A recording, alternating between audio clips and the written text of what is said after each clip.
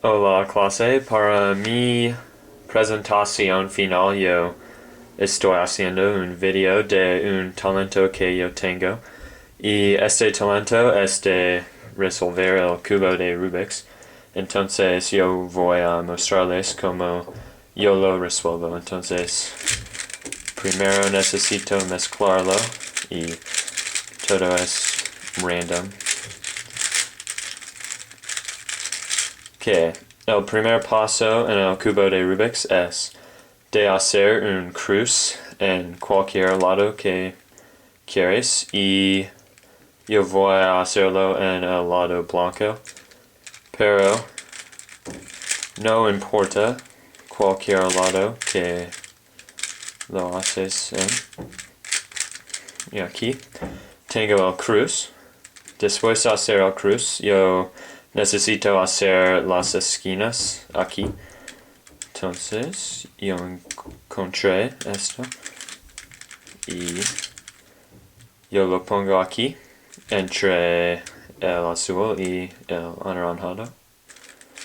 Entonces, yo encuentro los otros esquinas y los ponen en sus posiciones correctas.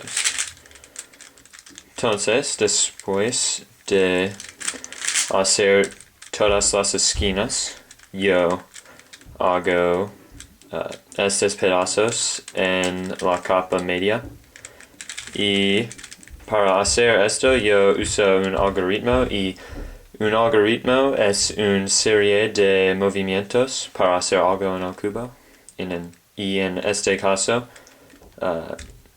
yo puedo usar un algoritmo para mover este pedazo a esta posición y aquí. Y también necesito hacer el pedazo azul y rojo.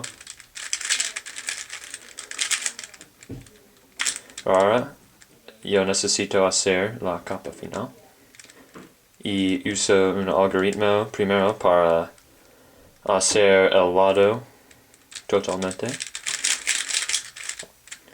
Y después de hacer esto, yo uso un algoritmo para terminar el cubo. Y yo tengo todos estos algoritmos memorizados y es todo. Y también yo tengo cubos como el 4x4, el 6x6, 7x7 y el más grande 8x8.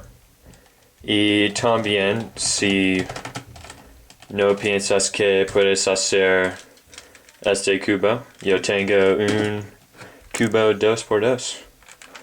Y gracias.